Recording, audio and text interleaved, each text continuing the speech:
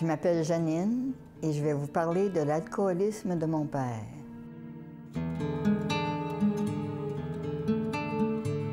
Je me suis aperçue que mon père était alcoolique, j'avais probablement autour de 4 ans, pas tellement plus vieille que ça.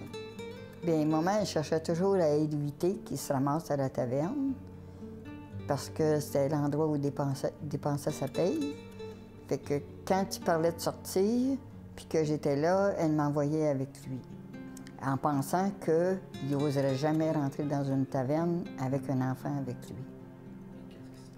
Parce que j'avais pas le droit de rentrer dans une taverne. Mais ce qui se passait, c'est qu'il me laissait dehors, été comme hiver, et il allait à la taverne quand même. Puis il venait me porter des pinottes à un moment donné, mais il fallait que je reste là. Puis j'osais pas bouger parce que mon père était très sévère. Puis quand il me disait quelque chose, je l'écoutais à la lettre. C'est sûr que l'alcoolisme de mon père apportait des conséquences très fâcheuses. C'était un homme qui paraissait bien, il était capable de faire à peu près toutes les sortes de jobs, mais il ne gardait pas à cause de son alcoolisme. Fait qu'on se retrouvait souvent dans le pétrin. Le loyer n'était pas payé, il n'y avait pas assez d'argent pour la nourriture. Il fallait se débrouiller tout seul, on ne pouvait pas compter sur lui. À un moment donné, le propriétaire est venu réclamer le loyer. Et puis la voisine en arrière nous criait le propriétaire est en avant, il veut vous parler. Puis mon père nous faisait signe de se cacher. Il ne voulait pas aller répondre à la porte. Et puis moi, j'imagine que juste avant que ça arrive, j'avais un ballon dans les mains. Je l'ai échappé et j'ai couru après mon ballon pour pas qu'il aille à la porte. Puis mon père m'a ramassé par le bras, assez raide, merci. Puis j'étais pas vieille, j'avais peut-être 5-6 ans. Mais j'ai réalisé à ce moment-là qu'il n'avait pas le droit de faire ça. Qu'il ne prenait pas ses responsabilités, donc il n'avait aucun droit sur moi. Mais ça ne m'empêchait pas d'en avoir peur quand même. Ma mère, c'était pas une femme chicanière.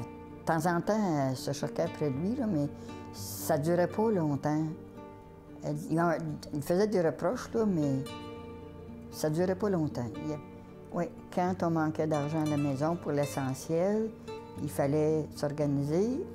Maman faisait appel à la Saint-Vincent-de-Paul. Mais c'est moi qui allais chercher le chèque. C'était chez un bijoutier, assez loin de chez nous. J'y allais à pied. Et puis, il n'arrêtait pas de critiquer mes parents quand j'allais chercher le chèque. De m'humilier, c'est ça. Puis à la taverne aussi, je me sentais humiliée quand j'attendais.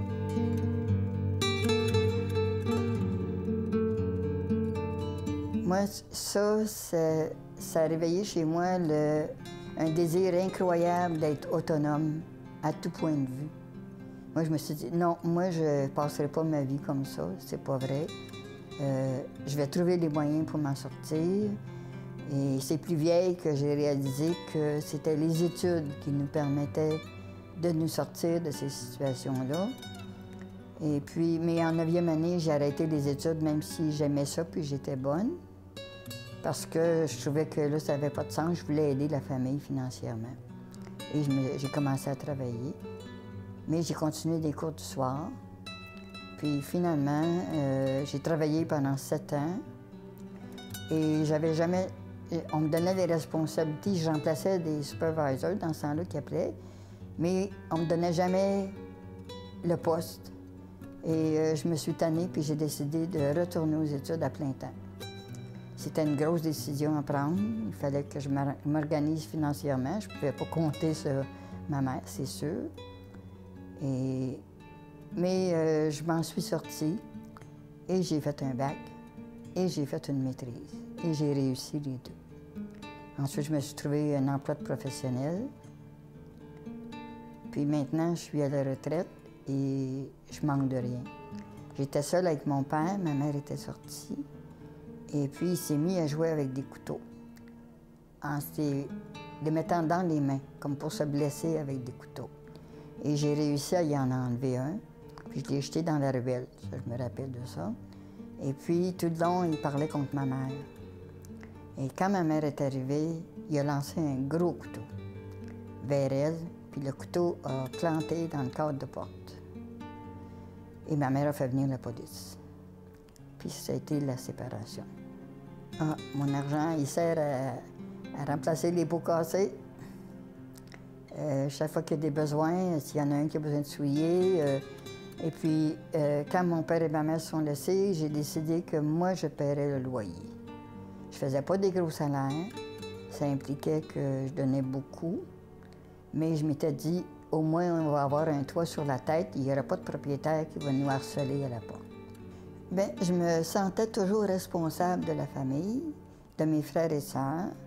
Comme moi, j'étais une personne qui était gênée et peureuse, mais si on s'attaquait à un de mes frères ou à une de mes sœurs, je devenais féroce et on avait peur de moi. J'étais vraiment convaincante. Et puis, c'est ça, je me prenais pour le chef de la famille. C'est sûr que c'était pas toujours facile, ça. Mais c'est ça que je pense qui a fait que je me suis donné des responsabilités tellement grandes que il n'y avait pas de place pour de la délinquance ou aller prendre de la drogue ou prendre de la boisson.